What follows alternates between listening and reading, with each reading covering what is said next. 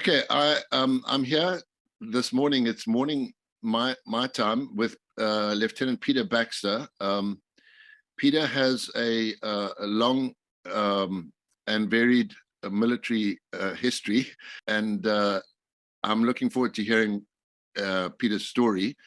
Peter and I are on opposite ends of the world. He's in America and I'm in the Philippines. And so we are 12 hours apart from each other.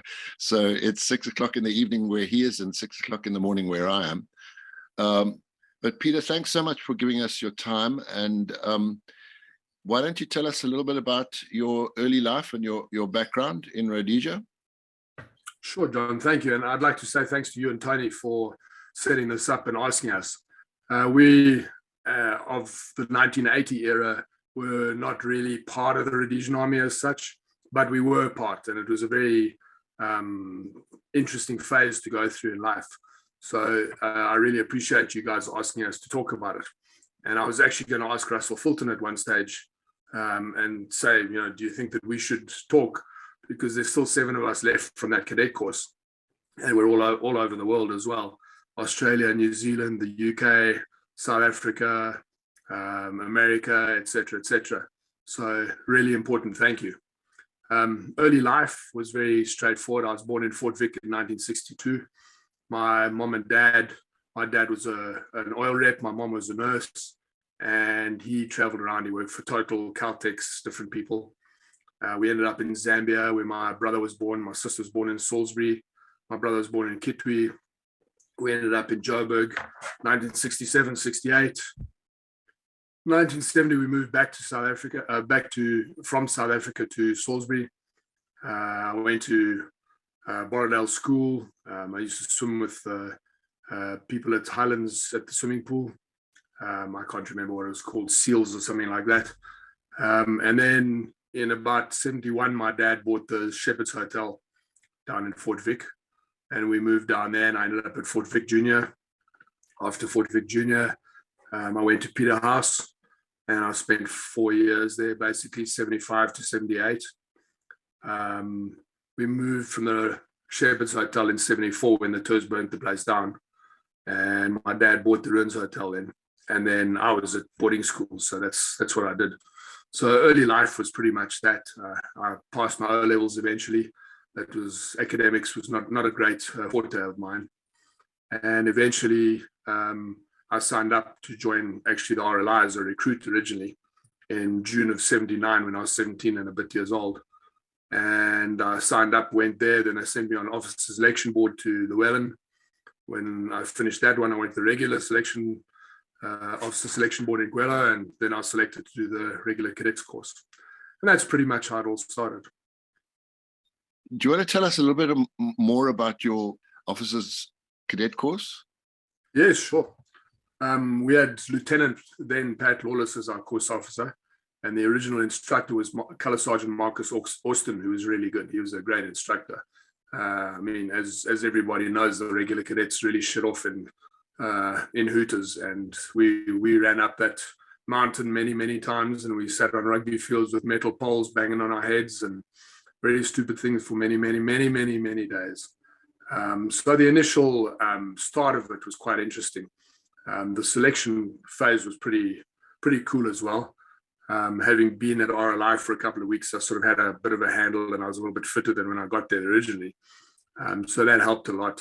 And then there were 12 of us selected originally off the OSBI, Officer Selection Board. And eventually 8 of us passed out. Our course was exactly the same as the 13-month course. The only real differences were we didn't get sent out for an operational deployment for 6 or 7 weeks with a unit. We didn't spend 6 or 8 weeks touring all the different units. We went from one to the next very quickly. So we went to the SAS for 4 days or 5 days, then we went to Grey Scouts, then we went to the next one to armor for a bit, artillery, engineers, etc., etc. We did a lot of support weapons training, which was pretty cool. That helped me out a lot when I got to the South African and Southwest African armies. We used 106s quite extensively there. So the cadet course was really good. We did our basics, the usual 12 weeks, and then we got into the classical warfare phase, and then we got into coin phase after that. And the real cool part about what we did was we ended up doing battle camp at Decca, which was really awesome. And then after Decca, we had a classical warfare exercise in Somabula. And it was the first time that the Rhodesians T-55s had been taken out and used. So we went up and down Davuli Ranch and the Somabula roads, and we did classical warfare attacks, platoon attacks, section attacks, company attacks. Eventually, we did a battalion attack. And for that, it was just great experience. And the really cool part was that Captain Lawless, when he was promoted and had got his SCR, really infused a huge amount of knowledge onto us. So one of the photos that I sent you, you'll see me walking along with the Lynx doing the talk on. As an example, Pat Lawless was an exceptional talk on man in terms of getting people in aeroplanes to go and drop bombs in the right place. So we learned a huge amount from that.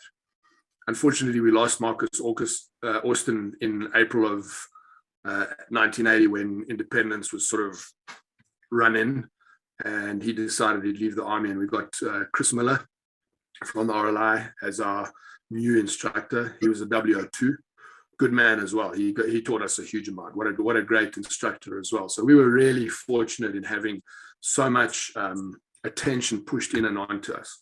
Out of the 12, 8 of us passed. 1 went to 1 RAR, 2 went to 2 RAR, 3 went to 3 RAR, 1 went to Grey Scouts, and 1 went to Armour. And that's what came out of that cadet course. Wow. You were posted to the RAR, right? That's correct. I was posted to A Company 3 RAR. Okay. Now, look, the officer cadet course was magnificent training for us.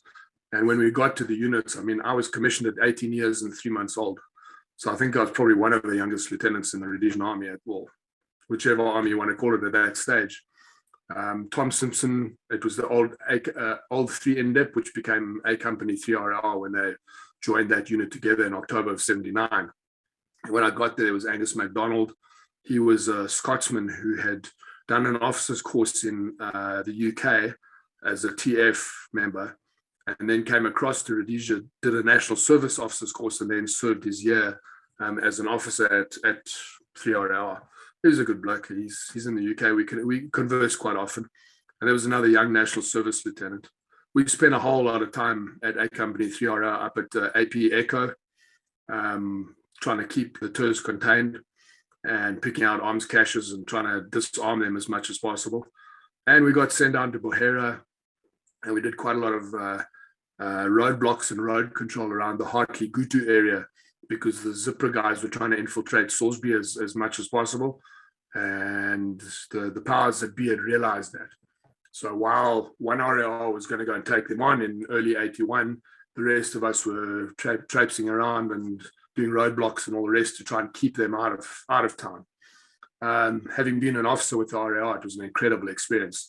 Those guys either accept you or don't. And if they don't accept you, you'll just get rejected.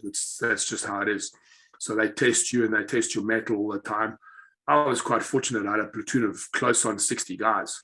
So, it was almost double the size of a normal platoon. My PWO was a good guy. My section leaders were very good, so that helped a lot. I actually ended up running a tracking course to teach them how to track properly. I'm not a tracker, but, we put the course together using proper sparrows to do the tracking. We did a lot of walking in the hills on patrol around in Yanga. It was a cool posting. And of course, we ran up and down the Black Bitch, which is the hill next door to the camp, quite frequently, which Tom Simpson, he used to beat us all every single time. Even the AS, the African soldiers, didn't know how he could do that. So yeah, it was a real interesting posting, very, very good for me, very founding. I'd originally asked to go to 2 RAR, and unfortunately I was sent to 3, but I really enjoyed it. It actually gave me a lot more grounding than if I had gone to 2 RAR. And the only reason for wanting to go to 2 RAR was it was the area where I grew up. The Ruins Hotel was pretty cool. I'd had my first contact before I even got into the army. We had some guard force guys at the Ruins Hotel, and the Ruins Hotel was attacked probably 4 or 5 times. One of them my sister was involved in. I was never there when it was attacked. I was always at Peter House, and I used to ride shotgun for them because all the masters were terrified of weapons. So I had an old 303, and I'd sit at the front of the bus when we went on all those, the one-day weekends and the exit weekends and them type of things. And that was interesting. I'd learned to shoot an FN way back when I was a youngster. I bought a 2.2 when I was 14. So I used to hunt in the valley up and down between the ruins and Shepherd's Hotel on my own.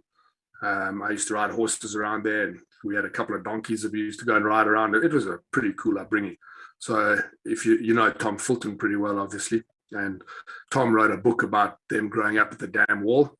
Well, his grandfather taught me to shoot with a shotgun, just as an example, on Tom van Graan. And we used to go and swim in the same pools that Tom writes about in his books. So it was a cool area to grow up in, and that grounded me pretty well for dealing with the AS, because I worked with the Africans in the hotel all the time.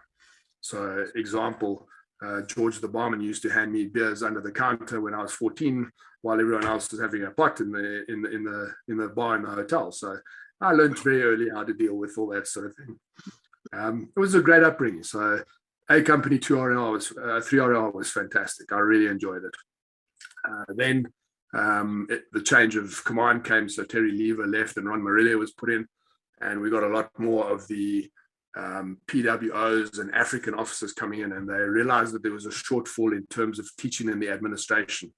So service writing, rations accounting, how you run an operation, talking about orders, the small items that didn't normally get embellished on that. So what happened then was I got dragged from A Company at Inyanga to Adams Barracks in Umtali, and Fabian Conan ran the first course and then volunteered me as an instructor. So Conan was on my cadet course, and then John Garland, he was at B Company in Chipinga with Russell at the time. He got dragged in and he came and started running those courses. So we taught the new African officers in the unit how to do all of that, so that we had a reasonable administrative battalion. That brought about the story of the motorbike riding around. I don't know if you read Chibaya Moyo. So Chibaya Moyo, there's 2 books that were written by Russell Fulton and Andy Telfer, and we all contributed. And one night, Conan Garland and myself had decided that we were, as usual, we were getting drunk, and that was how it was. And there was a nice green motorbike down the stairs that needed to be up in the pub on the 3rd floor. So I rode it up there and got it up there. And then we had races around the floor. And the next day we were on orders with Colonel Morillo, and it was like, oh shit, what happened here, So we had an entertaining time. It was a great unit to work in, and a great environment to be in. And that was that. Next minute, we got John Garland and I got transferred to support company at Grand Reef. And that was cool. I was the 81 mm Mortar Platoon Commander, and I was also the Company 2RC. So you got to see a whole new realm of things that we did and how we did it. And the experience of that was incredible. I worked for a guy called Jim Flanagan, and he was an ex-Guard Force guy. He'd served in the Australian Army in Vietnam. So the experience of him was incredible. We used to go out and get potted. Me and John Brand one night, for example, Brand hijacked me as a young subby and said, you my assistant tonight. And we ended up in the brigade headquarters at about 4 o'clock in the morning. And he eventually drove me home, and I had Flanagan's van in town, one of those Datsun, the green Datsun pickups. So I wake up the next morning and I hear Joe shouting down the passage, John, where's Peter? Where's Peter? Where's Peter? John says, no, sir, he's here. He says, where's my van? I said, no, I left it safely parked in town, sir. I was too drunk to drive it home. So he was quite enthused by that. Old Joe Flanagan was a good guy to work for, and he taught us a whole lot about just running men, managing people. So that was really cool. I've been there a couple of months. We went down to Hondi Valley. And Hondi Valley, we ended up patrolling, just trying to keep the tours at bay. It was to stop them just bringing thousands and thousands of people in and creating chaos, and more raping all the locals and stealing all the beer and all the rest. And that was an interesting time. We had a couple of Green Board officers with us. So what they were trying to do in the army at the time was to take the young corporals who had potential out of the Rhodesian regiments, and the RAR being one of them and everywhere else, and make them into what was called a Green Board officer. And they were then taught by us how to run things. So by that stage, I think I was a full lieutenant. And I had a guy called Elliot Peakey who was with me. He was a young Lance Corporal from 3RL, very clever young guy. We were sitting around the fire one night, just talking shop at the police station. And he says to me, he says, no, Peter, he says, you need to do something. I said, what's that? He says, no, you need to marry my sister. I said, why? He says, no, because for you to have a black girl, you don't have to worry about any BS with anything. They don't argue with you. They just do what you say and off you go. I'm good, Elliot. Don't worry about me. Thanks very much. So it was an entertaining time, you know. So you learn a whole lot about life out of all that sort of experience. We went to Buhera the one time. That Buhera trip was quite scary. That was when I was with A company. We were sent out on a road patrol, and the tours out of the AP had set up an ambush in the hills above the police station near Buhera. And we drove into it not even knowing anyone was there. They were way out of the AP. There must have been 700 of them in the hills there. And it was quite entertaining. So I had 2 Batmen in the platoon because I had so many people. And they both saved my life. I was driving one of those old 4.5s, which had the old Mercedes cab on the front with the armor plating on the back of it. So I was in the front and the door lock didn't work. And this gook stood up and he had a big magazine on his AK and he was looking very ferocious. And I was looking in the hills and I saw the RPGs and the bayonets of all the rest of them sitting there waiting to open fire on us. And my Batman, both of them stood up and they put their effing straight on his head and said, "You touch that white man, you die." And this guy backed off and stepped away from the vehicle, allowed us to turn around, and we drove out of there. So I've had some hairy moments in life. And as we go further on, I'll embellish, especially if you allow me eventually to talk about the SADF as well. So that was quite interesting. Then after support company, I was then sent a letter and told, "Oh, you've been nominated to do a management course at the School of Infantry." So I thought that was pretty cool. And I thought, well, I can get there and I'll get promoted like all these other guys, because we had PWOs who were suddenly majors. And I was sent to do the management course, and I arrived there and Andy Telfer said to me, "No, but," he said, no. He said, "You're the instructor." I said, "Excuse me? I'm here to do the course." No, you're the instructor. So I had to do, I think, 3 of them. They lasted about 3 weeks each.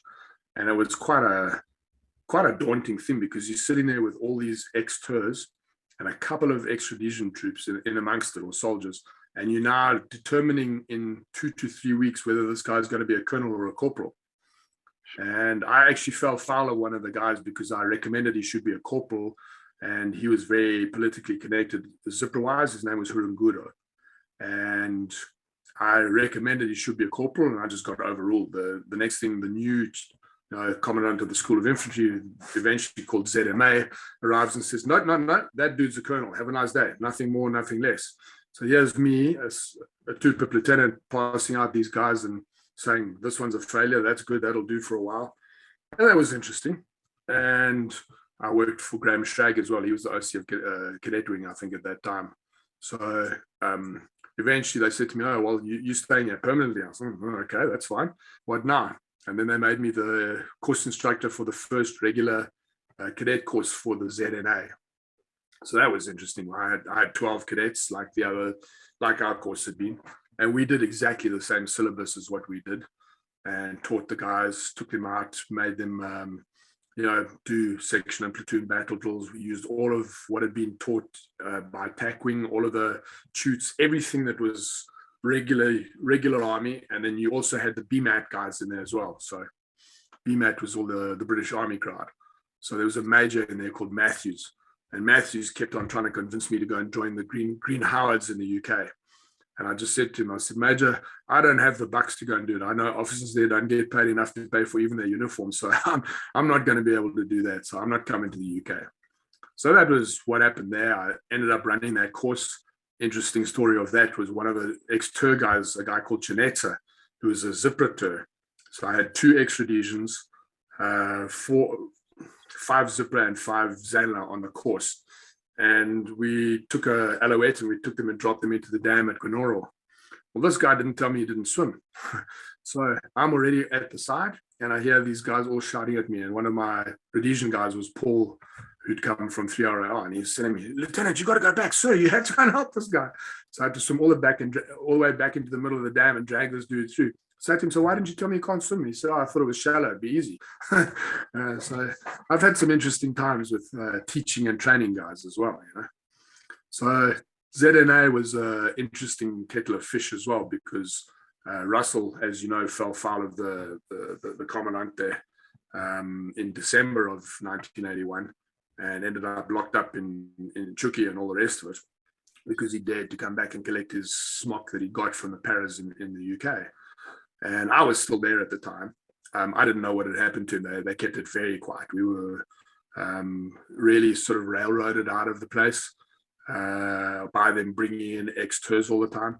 There was one particular guy from Zipra called Francis Chilamuta, and he was a major and sat there and he used to give me untold shit all the time. So I just told him one night, I said, Major, I said, whatever you might think. I said, one day when you open your drawer and the claymore goes off in your face, it'll say, thanks from Peter. So he didn't like that very much. And eventually I decided, well, it wasn't worth hanging around. You know, Russell had gone, Jeff Price had gone, Dave Struthers had gone, Neil Creel, not Neil Creel, Dion Creel had left a while before. You know, Pat Lawless wasn't there, Andy Telfer and them started filtering out. So you just ended up with this lone individual trying to do the best you could and then dealing with the Brits all the time. And the Brits weren't bad. They weren't bad people to deal with. They were there mostly over-promoted. Most of them were 3 ranks above what they'd actually been in the British Army, just to get them, to entice them to go. So they got better pay, they got better living out allowances and all that type of thing. So it was interesting, that phase. And then once that had finished, that was the end of my service as far as Rhodesia went as such. So I think it was March 82 I left.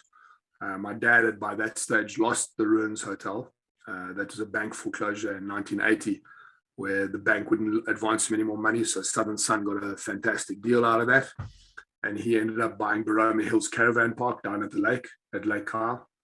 So I went and sat with him for a couple of weeks and I drove a truck for him and collected cement and dropped it in town. And, you know, I did odd jobs like that. I'd already been down to see the SADF and I had a position there already. And after that, I headed off for South Africa and went to 121 Battalion with the Zulus. But my RAR experience was phenomenal. I mean, those troops taught me so much. And Pat Lawless did as well, you know. So it's one of the things I eternally talk about. So 2 years ago, we had our 40th reunion planned that we were all going to go to the UK, and then COVID hit, so we couldn't travel. And I just said to him, I said, Pat, thanks for what you taught me, because that's what kept me alive out of life. That's just how it is. Everything that you taught me, everything that Marcus Austin taught me, everything that Chris Miller taught me, and everything that my African soldiers taught me kept me alive. So I served with RAR, 121 Battalion with the Zulus. A lot of ex-Rhodesians were in there. I went to 101 Battalion eventually. A lot of ex-TERs, ex-SWAPO TERs were in there. 3-2 Battalion soldiers, old Rhodesian soldiers. It was a huge mix. And again, you had to prove yourself to these guys. But that's what really kept me alive over my whole sort of military career. Peter, I wanted to ask you, you know, I left long before the end. So it was a transitional time, and so was it a bit awkward or strange for the RAR soldiers to be in that transitional time, you know, the whole black-white thing and the there were a couple of them who were unhappy with how things had gone in terms of the white-black. But that wasn't really an issue. The regiment is the place that was more important to them than anything else. It didn't matter whether you were Shishona, Isindebele. It didn't matter if you were white, black, pink, purple, Chinese, Portuguese. It didn't matter to them. As long as you were part of that unit and you were accepted into it, you had part of it. Once the integration started, they shone above anything that was brought in, the ex-TERs and anything. Their training, their whole attitude to life, their whole discipline was totally different. But there were the odd instances. I'm not going to mention one of them, but I had one at Grand Reef where one of the PWOs got really upset with us because he thought we were white privileged at the end of it. I said to him, my friend, I've done the same courses. I've had to work hard to get to where I am. So at the end of it, you can't argue about that. I think one of the things that you probably might have read in, I don't know if you've read Shabaya Moyo, but there's a description there by, it's well worth getting. Let me assure you, it's such an interesting thing because it's the talk of officers talking about serving with African troops. I loved it. I really enjoyed working with them. Their senses of humor were incredible. You know, and individuality was incredible. So just like you guys in the RLI had skate talk in their own language and all that type of thing, these guys had the same thing, you know.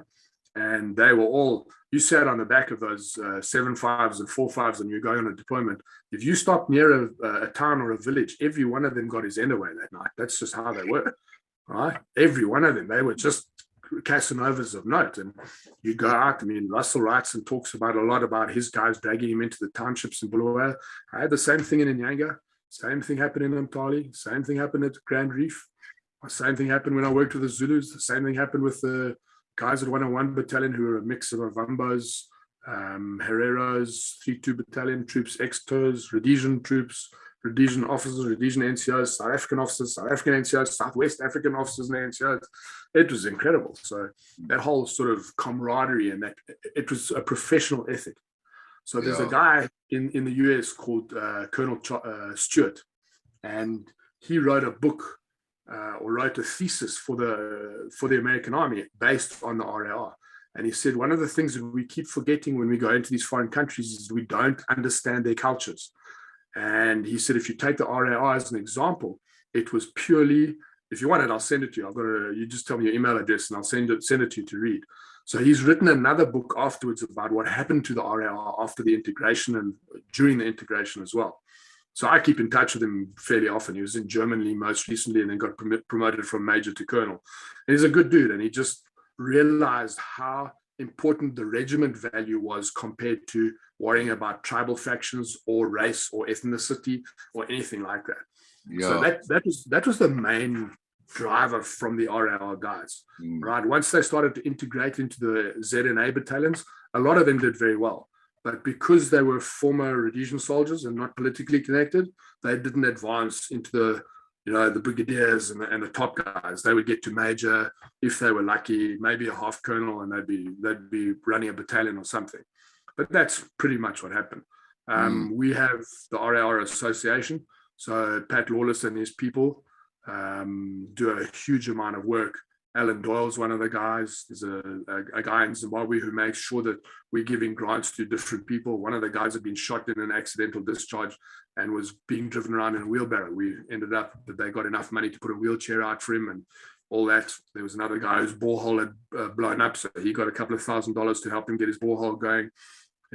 Other guys needed sight cataracts removed. So Pat Lawless has done incredible work in terms of that. So Russell's also very involved in the RAR Association, and that works. So all of us who have, I'm not hugely involved, but in my own way, I try and contribute a little bit of money every year and try and add a bit to it. Because for me, $150 is not huge money, but you take that to Zimbabwe and it's like a fortune. So there's a whole network that actually looks after the ex-RAR guys. And when they need help, they'll come and ask. One of the RSM sons was sent to university by that organization. So there's a lot of really good stuff that goes on about it. And it was, we didn't like just walking out and leaving them behind. And a lot of them moved to South Africa. But a lot of them didn't fit into that military system there anyway. Yeah, I think it's something I suppose civilians would have difficulty understanding, and that's the kind of, I don't know, the loyalty you have and the feelings that you have for your regiment, that even to this day, when I look back on my whole life, I spent a relatively short time in the RLI. And yet now in my old age, that association with the regiment and being part of the regimental association has probably become the most important thing in my life. And it's funny how your loyalty and the sense of family and belonging, and it's hard for me to put it into words, but you know exactly what I'm talking about, because that's what you're describing about the RAR. Right. Peter, a large part of your story is about how you made the transition from the Rhodesian army down to the South African army, and I think it would be really great to hear those stories as well, because as you know, a lot of guys went down to the South African army, some of whom won the Honoris Crux, and a lot of them took part in the special forces, and I was wondering if you'd tell us a bit about that part of your life, please. Yeah, sure, no problem at all. So I ended up at 121 Battalion, which is in north of Richards Bay at a place called Matuba or Duku, which was Five Reki's original base. They weren't based in there; they were based more at the shooting range. They had a base out in the bush there.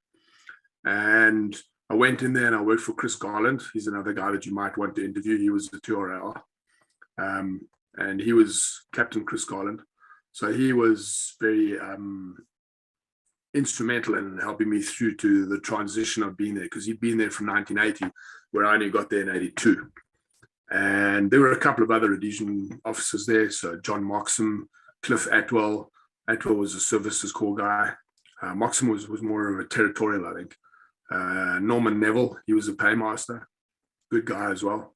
So it was pretty interesting. It was different because 121 was the only English unit apart from Caprivi in the South African Army. So that was a very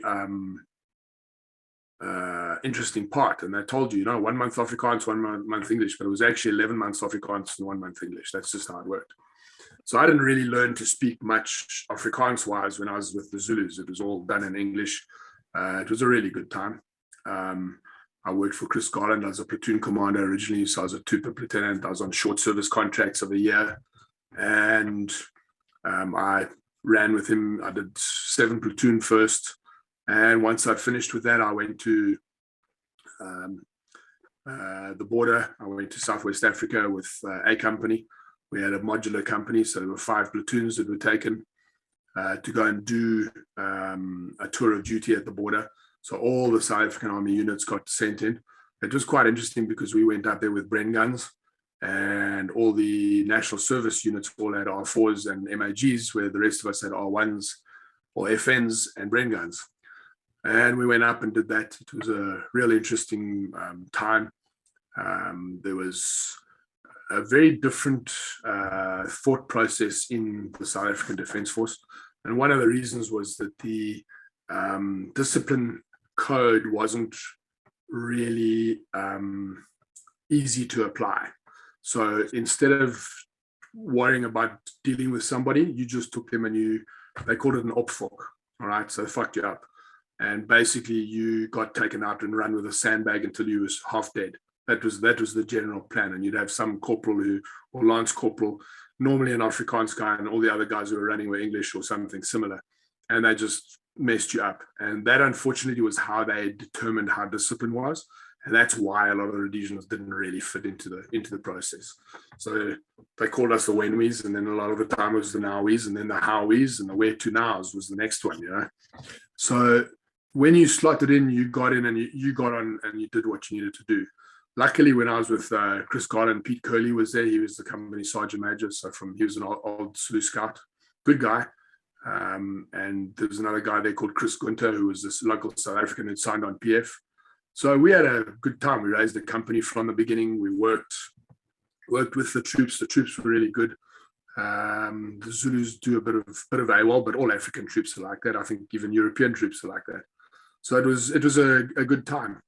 The border trip to Southwest Africa, we went to a place called Okunkolo. One of the lieutenants, we had a lot of national service lieutenants, and one of the biggest problems that you had was the senior NCOs always wanted to try and prove that they had power over the young officers. So they'd take them and they'd make them run around with sandbags. And I refused. I just point blank told the one staff sergeant one day, I said, "You try that with me, you'll get a 9mm straight between your eyes." So it was quite interesting that. And once they realized who you were and what you could do and how you could do it, they sort of backed off and left you alone. At the end of 82, I did recce selection. So that was a cool step. I was 19 years old, young. I wasn't as fit as I should have been, but I got fit very quickly when I got in there. And I was lucky because Carl Lutz from the SAS was there, Ray Godbeer from Scouts, Wayne Ross Smith was there from the Scouts, James Taitgel, one of the recce sergeants, a really good instructor. And there were 3 lieutenants on that. There was one from the Navy called Ami Postma. David Light was the other guy. He was killed at 3-2 Battalion later on. So David Light had served with the armored cars in Rhodesia. And he was a para captain in the UK before he came to Rhodesia. Tall guy, very good guy. So none of us passed selection. We finished selection, but they offered us corporal's positions. And I said, nope, I've worked too hard to get my rank, so I'm not going to go in and take that, just because of the different structure and how the SADF worked. So Commandant Kinghorn was quite flabbergasted that I said, no, I wasn't going to carry on with the recce selection. I was stupid because I should have just said yes and stayed and done paracourse, and then I could have left. But anyway, I went back to 121, and when I got there, I went to Southwest Africa to the border trip at Okunkolo. It was a modular company, so you had 5 platoons, and you went out and you patrolled from these bases all the time. The tours ran amok there because they were fit. They were part of the local population, and you had these young national service troops normally running around the bush, trying to chase them around. So it was a different type of war, very flat. Water was scarce. You got out, and when you went on patrol, you'd end up walking for miles and miles. And eventually, when you found water, it was this thing that the cows had been in and everything else. It was green. When you boiled it, it frothed over green and grey. And eventually, you finally got a cup of coffee out of it. So it was a different place, but a cool place to work in. And as I said, I had a whole lot of ex-Rhodesian troops with me. While I was there on that border trip, one of the lieutenants lost his leg in a biffle accident. And the driver was an amateur, and he was trying to keep up with the young national service guys who'd been there for nearly 2 years. And he was doing about 90 kilos an hour and hit a bump, and the biffle flipped cartwheeled and cut his leg off. So Gordon Richards was that lieutenant. So I ended up running his platoon while I was the company 2RC as well. Gordon's a good guy. I keep in touch with him. He's in Australia. Lost his leg. I had a backman who worked for me there, just like Rhodesia, where I had 2.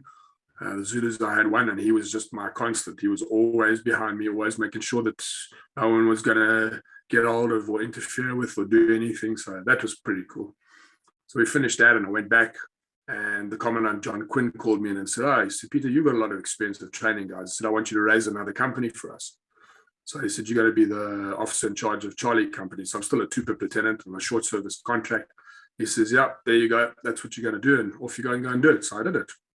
And we raised the company from scratch. Recruited them, brought them in, trained them, took them to the range, taught them all the tactics, did all that, and ran over that for a while. Again, as I said, the discipline system in the SADF wasn't like with the RAR. We sent guys to DB if they stepped out of line for any reason, where in the SADF they didn't have anything like that. So it was very difficult to enforce discipline unless you're really, and they used this op-fork procedure, which I disagreed with entirely, but that's just how they worked. So it was quite difficult, and controlling the troops also was a very different thing. So I had an issue with a couple of troops the one day up in Duma Game Reserve, and I shot one of them in the hand. He wouldn't do what I told him, so I was court-martialed for that, which was fair. I ended up with Brigadier Anderson, and he said to me, I know the discipline system doesn't work. He said, you go and do 40 extras or whatever it was he gave me, and done, move on. Like, okay, done. So that was how it was. So the Zulu battalion, when I got that company up and running, was really cool. But again, it started to seem, because I'd been a lieutenant for so long, and there was no sort of talk of trying to get me to sign on permanent force or do anything like that. And again, it was a very segregated military, very Afrikaans. If you weren't Afrikaans, you didn't get fitted in that well. If you did get fitted in, then you had to sort of conform to how they thought, what they did.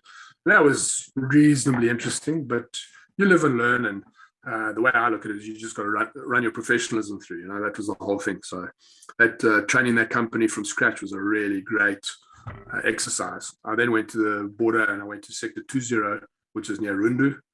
And I went with a 3-platoon company, and I was supposed to take a 5, which we weren't told about.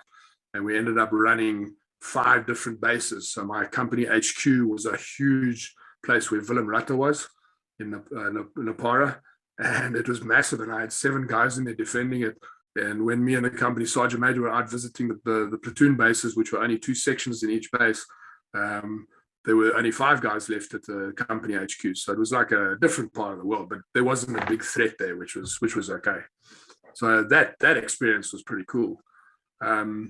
Eventually, I decided that it wasn't really going to be the way to go, because being at 121 was just occasionally you got a border trip, which didn't happen very often, and there were no real prospects. So I thought, well, what do I do now?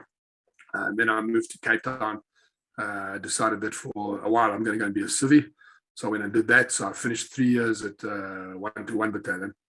And in 85, I went down to Cape Town and messed around there. I was restaurant manager for a while. I worked for Leon Jacobs at Southern Life in security for a little while. I used to drive. Was Dick Lockley there when you were there? No, I don't think so. I worked in the computer room, so I had to work these strange shifts. I had my 6-day shift week, and it was like 6 to 2 in the afternoon the first 2 days, 2 to 10 the next 2 days, 10 to 6 the next days, and then you got a day and a bit off, and that was how it worked. So like, Peter, so after your time at Southern Life, you signed up with the SADF? I traveled to the UK and Greece and Germany and a few other places for a couple of months. And then I came back and I decided, no, I'm going to go back to this. I went to Southwest Africa Territory Force, actually. So I signed up with SADF, but I was permanently posted to a Southwest Africa unit. So that was 101 Battalion. I went there in May of 1987 and I left there in May of 1988. And that was a cool experience. That Andre Kloppers, ex-SAS, he was there. They had another guy, a Rhodesian, who was killed there. His name was Dave. It wasn't Dave Berry, it was Dave something else earlier on. But I went and worked in the Romeo Mike teams. And the Romeo Mike teams we worked in Caspers. You had a team of 4 Caspers. You had a command Casper, A section, B section, C section. Each Casper had basically 3 Brownings on top of it. Most of them had twin 3.0s and a window mounted another 3.0 Browning. And then you had all the troops on the back with R4s with 50-round magazines, and there were MAGs and PKMs and all sorts of things poking out the doors. And we operated very much like Kufit, but in a more military manner. So we spent more time in Angola. My whole year there was in Angola. I hardly worked in Southwest at all. And each company would have 4 teams. So you had 16 Caspers that were the fighting vehicles. Then you had a 5-ton Querful, which was your support vehicle. And that carried 2 Casper diffs, 2 Querful diffs, extra diesel, rations, more ammunition, because when you fired those Brownings, you used a lot.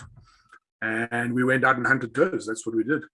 And it was a pretty cool setup. So I went there as a team commander in 1987 in May. I got there on a Friday. On a Monday morning, I was in the bush already.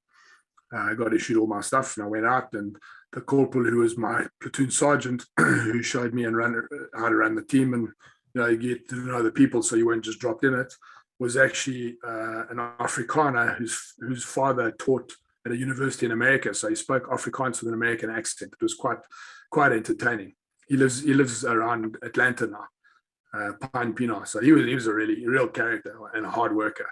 So I ran that team for a little while, and then in July of 87, Bernie Duval, who was my company commander, we were all lieutenants in the Romeo Mikes. There were 2 captains, no majors.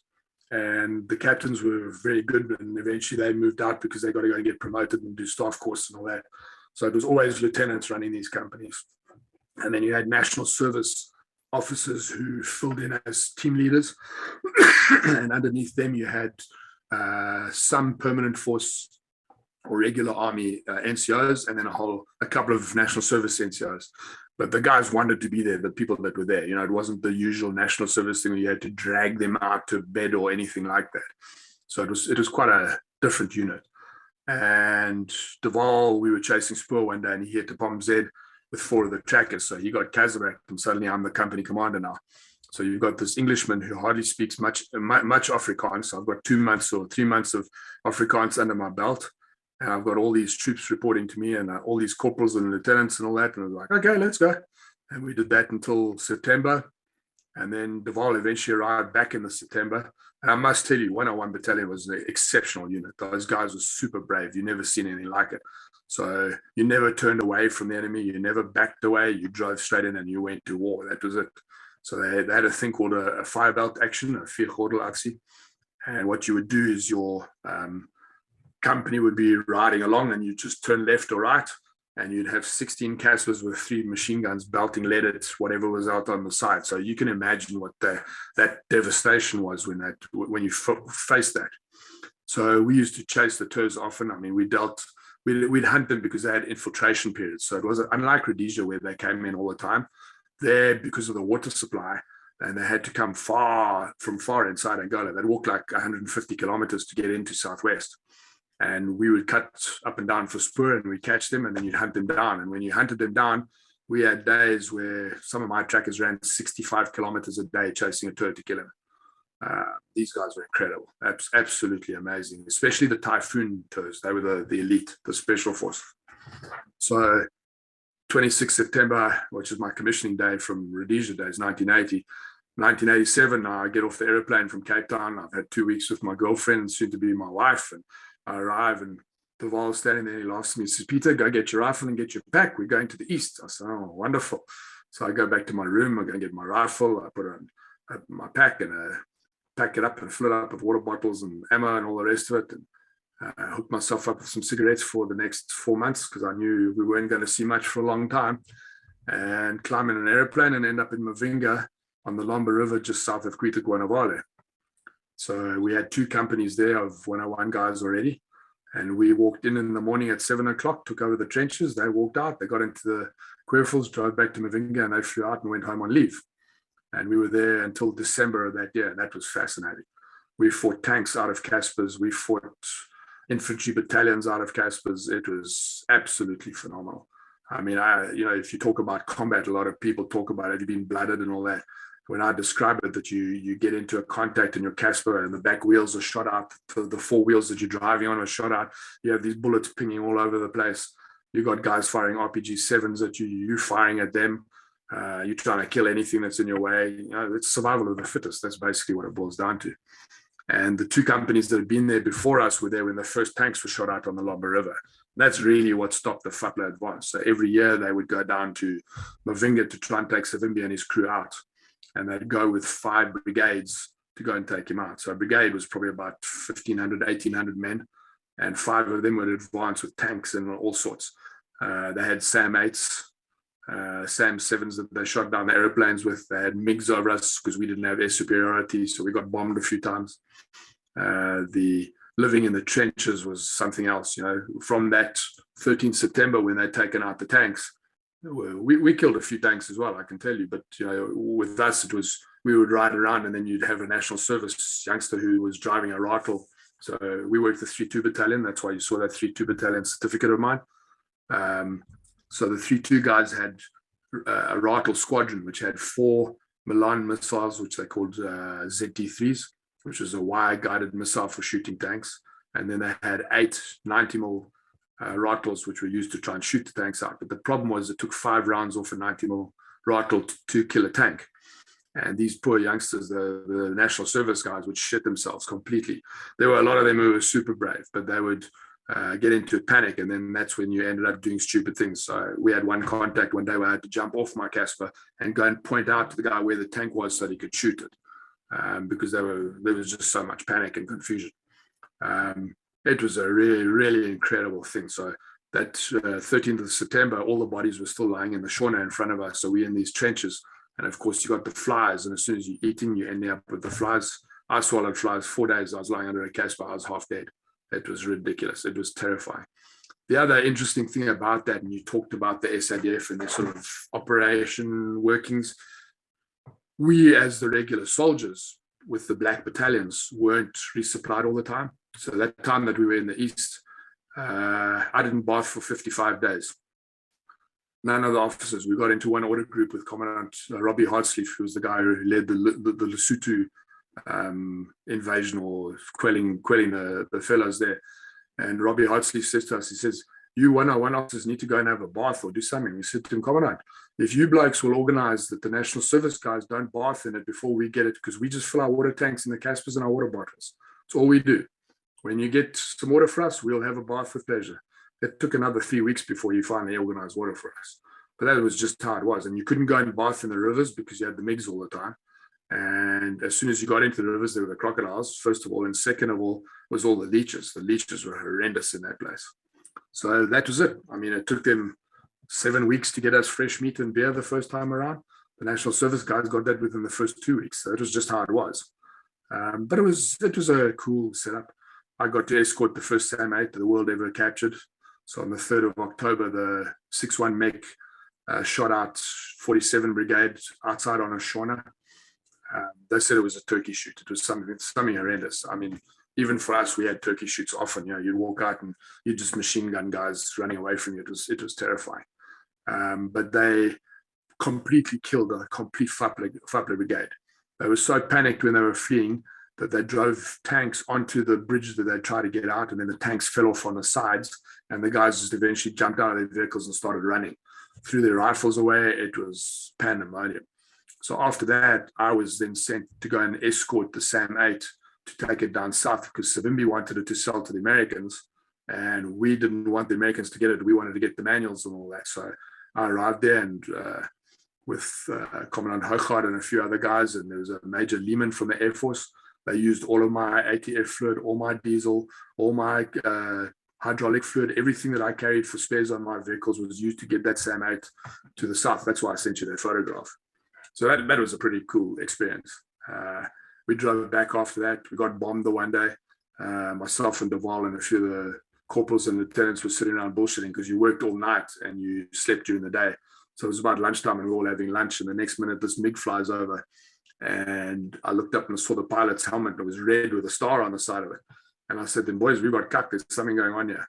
That night, our troops had decided they were tired of digging trenches every morning, so they didn't dig any trenches. And we're sitting in this Casper watching this thing fly by, and he made a U-turn, came back, and he dropped a 500-pounder about 40 meters away from us. Well, we saw the parachute coming out. We saw the bomb coming down, so we all dived out the Casper and lay behind the wheels. No one got hurt, thank goodness, but that's just how it was. That's what that place was.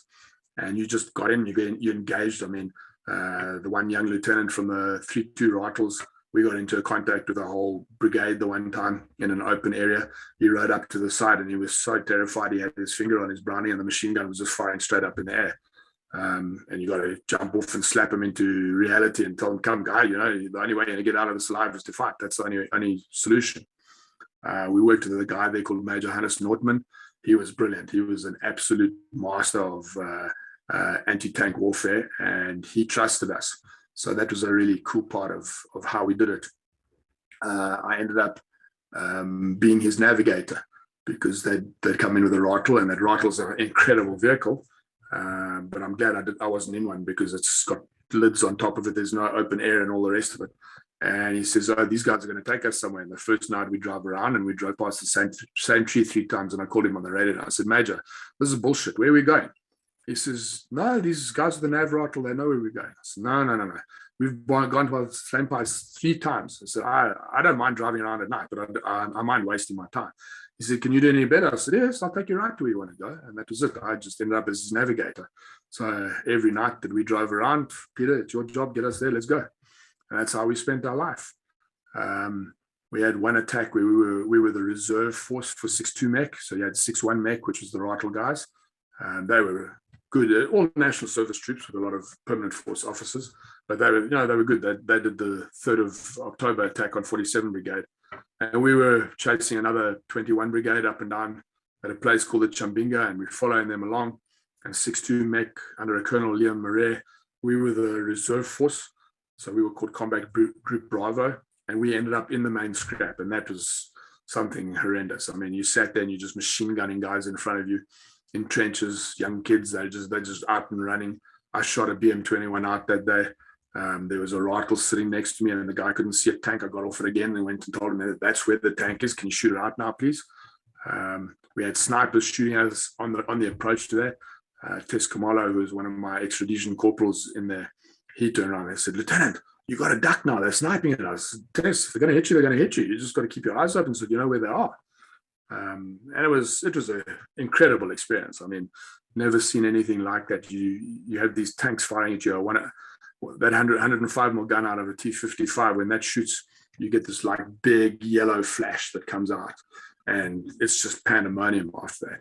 And you have, people talk about apocalypse now and smoke grenades flying out all over the place and all that. We used to have Caspers running around in circles to try and keep the tanks engaged so that someone with a Rifle 90 could shoot the thing out. So it was interesting. It was good fun. I got a medallion of honor there. So there were 167 issued in the unit over its existence from 1979 to 1989. My number was, I think, 82, something like that. Got awarded it the one night in December. They had a formal dinner. It was like called up. What for? So that was pretty cool. And then I've been lifelong friends with those guys. You talked about camaraderie and all that. Same thing with my officers, course guides from Rhodesia. Very, very good friends with them. We talk a lot on Skype and emails and whatever else. Not as much as Pat Lawless's guys. They do a weekly call, I believe. but a lot are keeping in touch. The one-to-one guys, there's a few that I keep in touch with. 101 battalion guys, there's a handful of them who are my best friends, you know. So me and Deval are very, very good friends. He's an excellent soldier. I mean, he runs Protecoin, or was running Protecoin security and the armed robberies and all that. And he's sorted out a lot of their problems with that. So it was cool. And I got to meet really good guys, Chris Damas, Dan van Rensburg, Arthur Norval, Val, a whole lot of guys, you know, who were just incredible people at the end of the day. And that's what you make your friendships on. So yeah, South West Africa Territory Force was good. Did you talk about that big contact with the Typhoon tours that you had on the 4th of February 1988? Yeah. So I was getting married on the 20th of February that year. And we were out and deployed from early January. And what we used to do was ride east-west. And there's a town called Mupa in sort of Angola. It's probably about 150 kilometers into Angola. And we used to operate around there all the time. And the tours would use FAPLA bases to run into. So we cut spur and we ran across all the time. And when you found a spur, then you hunted them down and shot them. And that was how it worked. And on that particular day, 4th of February, we ran out. We picked up the spur pretty early. And we followed it. And Val had a couple of his trackers on the spur in front of me. I was about 2 Caspers behind him. And his guys hit the Palm Z. So we took them back to a Casevac zone and let them out. And a young lieutenant who's in front of me, Michael McCann, brave young guy, very good young officer, you know, for being a national serviceman. He was keen. He wanted to fight. He wanted to get involved. He wasn't one of those finger on the trigger and the bullets in the air type of fellas. And he was an Englishman. So I said to him in English, I said, Michael, wait on the edge of the Shona for me. Do not ride into the Shona. And he said to me, Lieutenant, the troops stay. The tours are 15, 20 minutes away. I said, no. They're right here. If we've hit a Palm Z, you wait and stop on the side. He didn't listen to me and he drove into the Shona. And when they got in there, they blew his head off with an RPG-75. There were 2 white guys on the Casper. So Michael was the one on the top in the gun turret as the lieutenant, the team commander. And the young guy at the back was the sapper who was on his team. He got shot by a PKM. Michael got hit by the RPG-75. All 12 of the troops who were inside, they got out scot-free. And there were 5 RPGs that hit that Casper that day. I drove into the Shona behind him. And on my Casper, I rode with very few people. So I had me, my driver, a window gunner, and then there were 2 corporals who decided that morning they were going to hitch a ride. So one of them was Flam Spies and the other one was Jan Skuman. And they both were on the side of the Casper behind me. I emptied my whole 5.0 belts out of my Casper, all the 3.0 belts. The window gunner emptied all of his. I killed 2 guys in that contact. One was a medic, shot him straight through the head with a 5.0.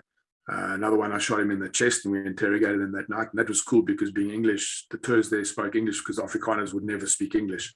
So we interrogated them. The ex-Rhodesian troops would always be with us to do that. That helped a lot. And there was another one, I shot a Mickey Mouse watch off his hand. we found the watch on the follow-up on the spur.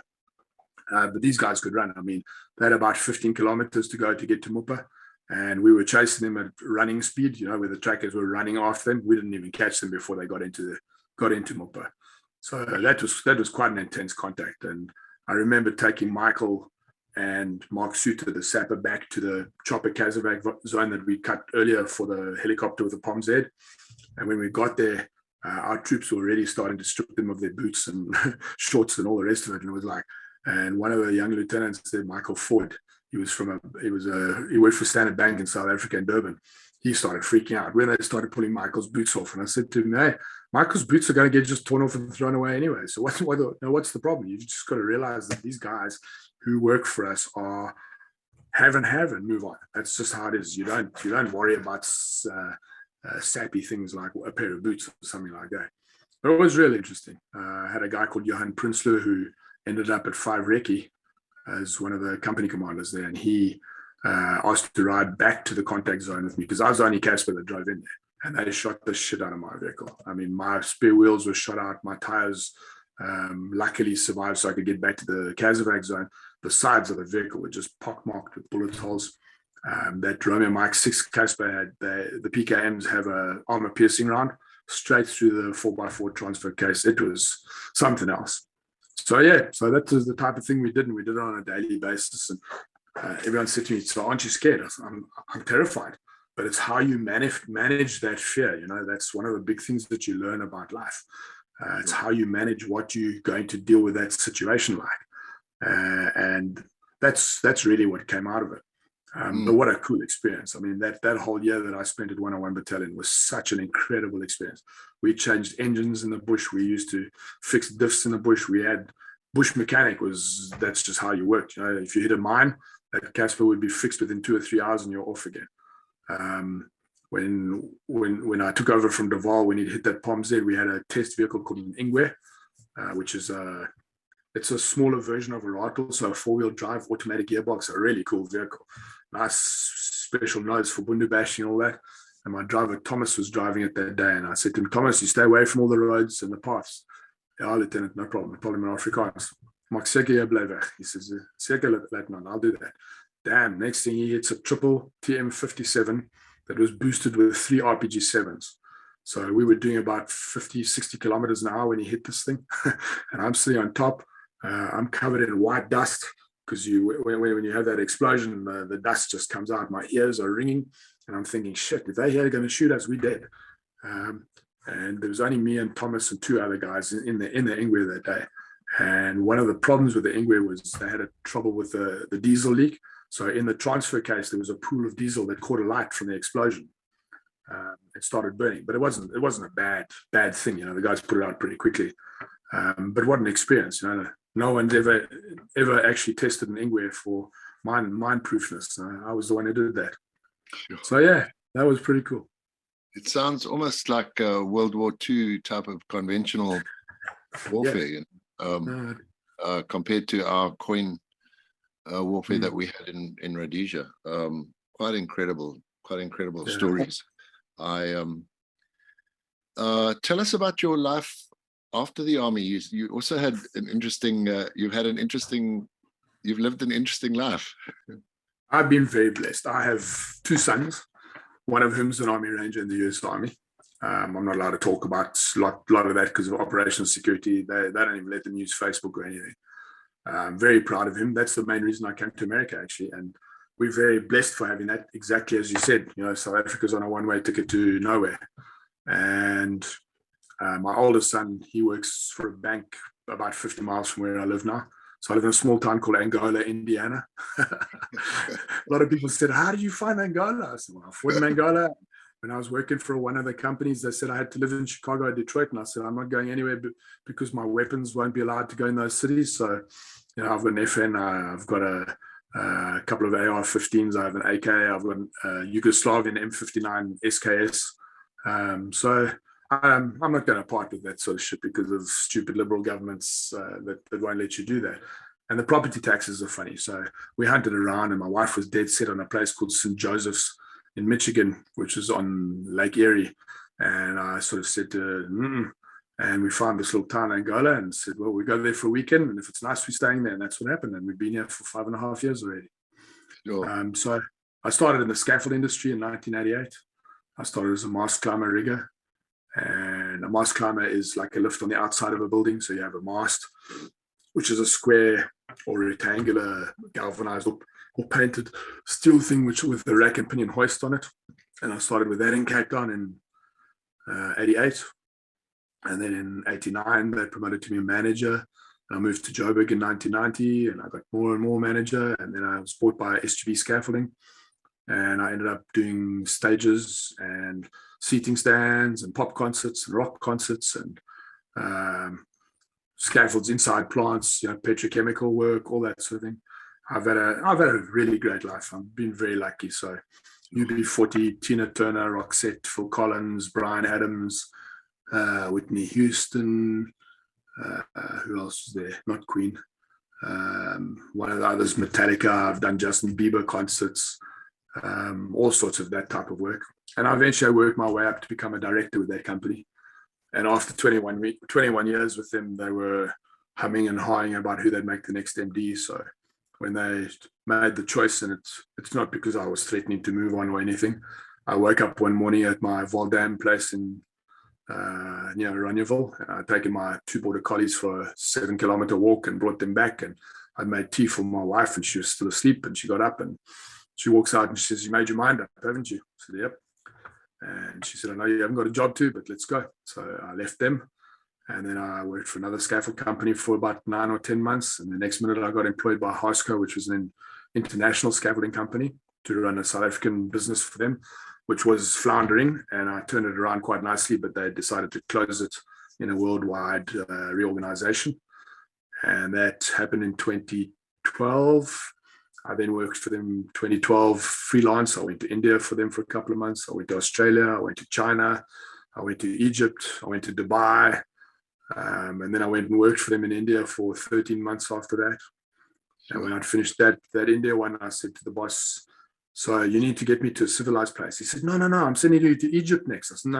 I'm not going to any of these third world countries again.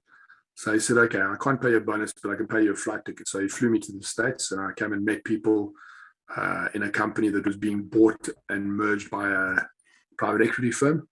So I ended up working for Brand for 2.5 years. I lived in Richmond, Virginia. But when I came, they sent me away and said, "No, we've got no work for you." And the next minute I got a phone call in August of 2014 saying, "I've got a job for you, but you have to live in Richmond, Virginia." I said, "I don't care where you send me to live. I'll go to Alaska. It doesn't matter." And that was it. And the reason for that was my son wanted to become an Army Ranger. And that's why we did. And we moved. And eventually we moved our whole house. It was only last year I sold my house. And in South Africa, I got nothing for it. I got 40% of its value. So I got screwed. And then the exchange rate was 17-1. So you just carry on. So I then left Brand and I went to work for another company called Brock. And that's how I ended up in Angola. So I was the VP of the Midwest area for them. And I did that until COVID. And then I don't think my boss liked me very much. So because I'm quite direct, and he sort of said, "Well, sorry, COVID, you are laid off and have a nice day." And that was the end of that. Sure. And then I hang around for a couple of years, just keeping my head low, because COVID was a very unknown thing to deal with. You didn't know what to do. And I mean, in 2019, I lived in hotels for 200 nights in that year. So you just hang back and see. I went and worked for a transport company for 2 months, XPO. That was not interesting for me. I worked for a hardware company for a little while. It was just to keep me busy. And then I started really hunting for work at the beginning of this year, and I ended up getting employed by a company called Step Up Scaffolding. And I'm a project manager for them, and I'm off to Colombia tomorrow night to go and install a whole lot of machines for building, for manufacturing scaffolding that will all end up in America. Oh, wow. I'm off to Germany at the end of the month, and I'll probably go to the UK at some stage. I get around. Yeah, apparently you've been to 32 different countries. Yeah, I've visited, lived in, or worked in 32 different countries. Peter, thank you so much for your time, brother. It's been quite a breathtaking interview. And my goodness, you've certainly seen a lot of combat. So really appreciate it. Thank you. It's my absolute pleasure, John. And thank you guys for reaching out to us.